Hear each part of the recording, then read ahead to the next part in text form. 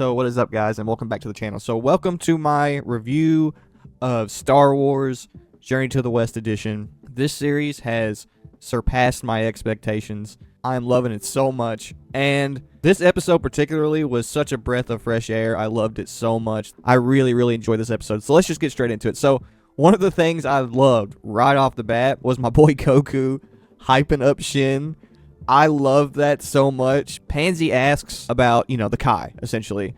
And Goku is like, yeah, there's these bunch of godlike guys back in our universe, and Shin is the greatest of them all. Like, he's like hyping him. I love that scene so much. I'm just really loving the dynamic between Goku and Shin. It's just so cool. So when Pansy asks Shin just straight up whether or not he's a god, he says, well, something like that. And I don't know if you've been keeping up with all my reviews or been watching my channel, but that goes back to something I've said. They are only gods as a matter of convenience. I've been saying this for a while, and I'm really glad that they're like clarifying that at this point, because I think the Glen are just magical beings that are being repurposed as gods due to their potential and their ability to use magic.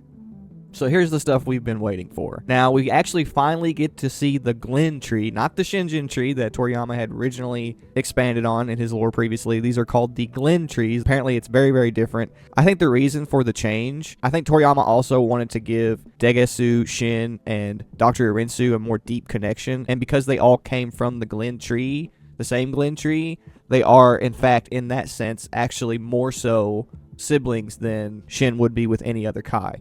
So, there is quite a few interesting things about this image. One of the most interesting things about this image is the fact that that ship down there looks exactly like the ship that Piccolo used to travel to Earth from Namek, which means that that ship has a connection to Piccolo's origins in the demon realm, which I'm going to do a whole video talking about how this series intends to expand on Piccolo's demonic origins. So this is something I found very interesting, and it's the fact that Goku points out that due to Shin coming from a tree, he's very plant-like, and that's why he doesn't eat and only ever drinks liquids, and that sounds a lot like the Namekians. So it seems to me what's probably going to end up happening here is the Namekians are going to have a very similar origin to the Shinjin or the Glen, and I think that's going to become way more relevant as this series progresses. I think the Namekians are about to have a way bigger role in the grander scope of the Dragon Ball universe than we could have ever imagined. So I really am excited to talk about the Piccolo and the Namekian stuff, but that needs its own video. What I want to focus on here, at least for this portion of the video,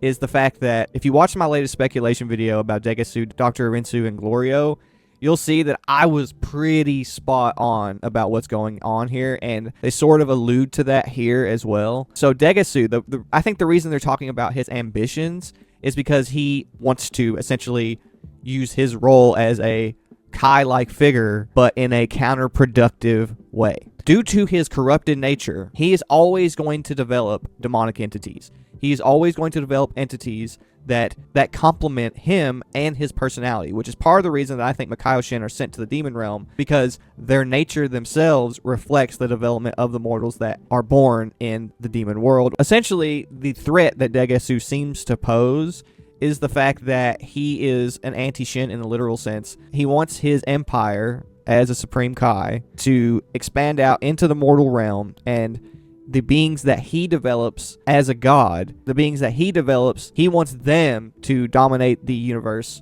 rather than the beings that are developed by the Kaioshin. That's what I think. I think that's what they're building up to for both Degetsu and Dr. Arinsu, but we'll get into Dr. Arinsu a bit more. So the thing that they highlight that both Degetsu and Arinsu have is their ambition. And I think their ambition is essentially just code for they want to take over and rule everything.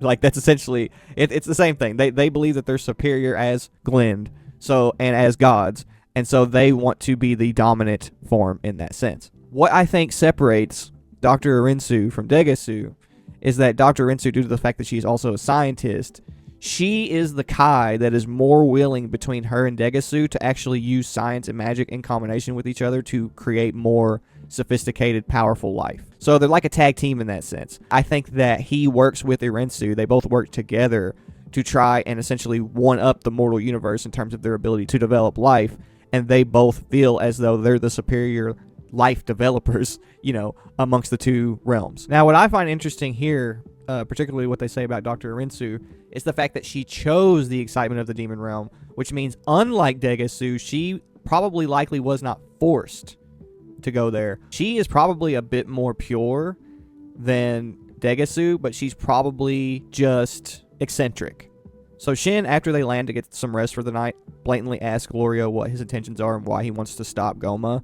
And this also kind of goes back into what I said in my last video, speculating about what everybody's intentions are. He wants to essentially liberate the demon realms. So everything that I said in my speculation videos seems to be coming true, but I just find this very, very interesting. Now, after Shin finds out Glorio's motivations, he talks about how Glorio has a really strong sense of justice. Now, what have I said on my channel countless times about characters who have a strong sense of justice? A strong sense of justice can corrupt you if you let it. And that's something we saw with Zamasu. It's something we've seen countless times in the series. So this should sort of give you an idea of what they're going for Glorio. He is someone who is willing to do evil things for the sake of the greater good. A very, very common trope. And despite the fact that it's something that they've used in Dragon Ball a lot, it is something that is important to the themes of Dragon Ball itself. So then we find out it is confirmed, like I said in my speculation video, which you should, if you haven't watched that, you should definitely go watch that because I basically called almost everything that happened in this episode. It is confirmed that Glorio works for Dr. Arinsu, which makes perfect sense. She probably is the less evil of the two. She probably does have her own ambitions that aren't near as, I guess you could say, sinister as Degetsu in some sense, which I'm sure we'll find out in the future. So this just makes perfect sense. So this thing that Goku does where he keeps meeting like demonic or like godlike entities and like just calling them, you know, whatever basic animal that they are is really, really, really hilarious. Goku himself is actually like unbelievably funny in Daima just because he's so deadpan, and basically they really take advantage of his purity and his childlike nature to like make his ignorance comedy, and they do like a really, really great job of that. So to me, this is when the episode got the most interesting. Glorio throughout this episode has demanded the respect of Goku. He wanted Goku to pronounce his name correctly earlier in the episode when we got this really Star Wars like scene where the Empire stumbles upon them while Goku is using the bathroom behind a bush.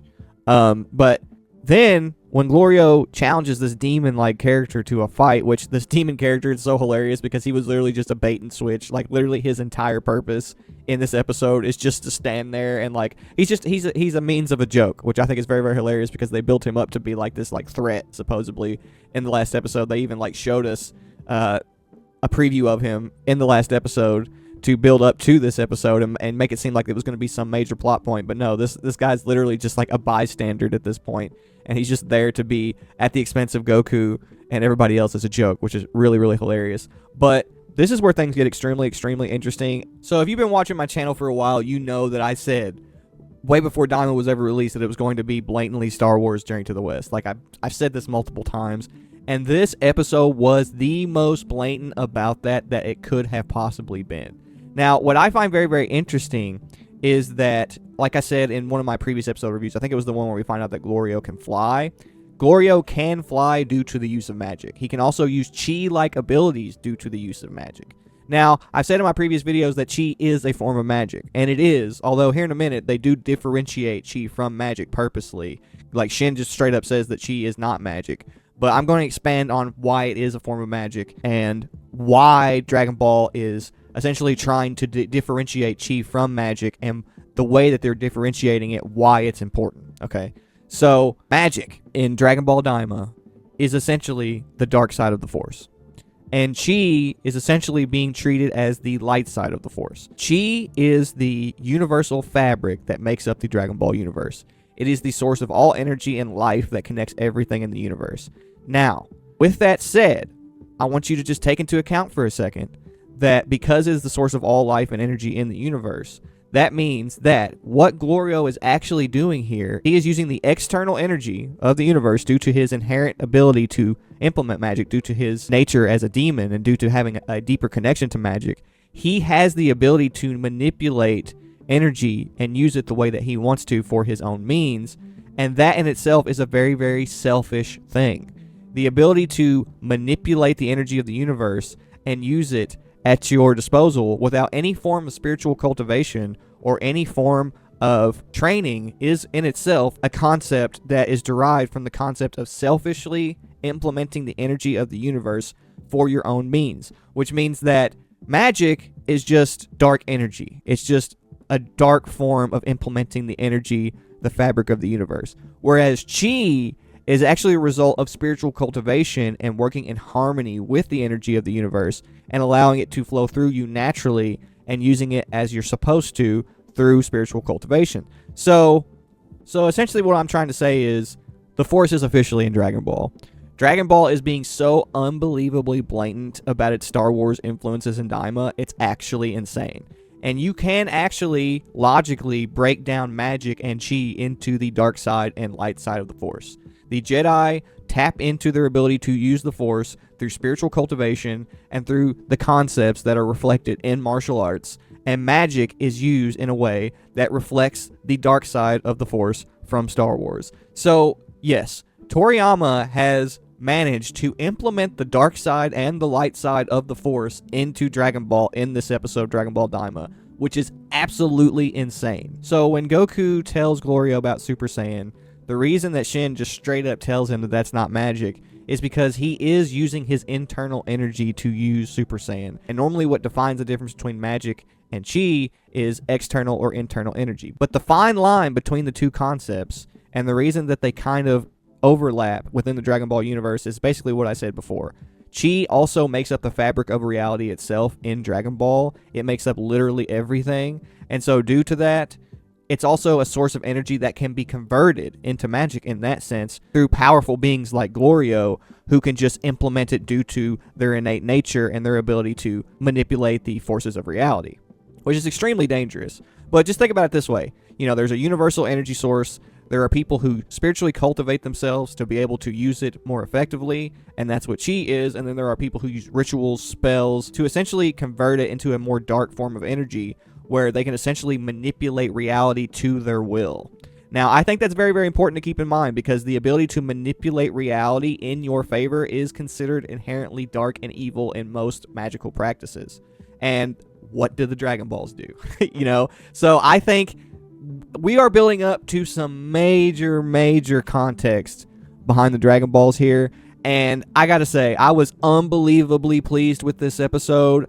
The way that they have expanded on Shin's background, Dr. Arinsu, Glorio, and Degetsu's motivations all complements things that I've been thinking for a very, very long time.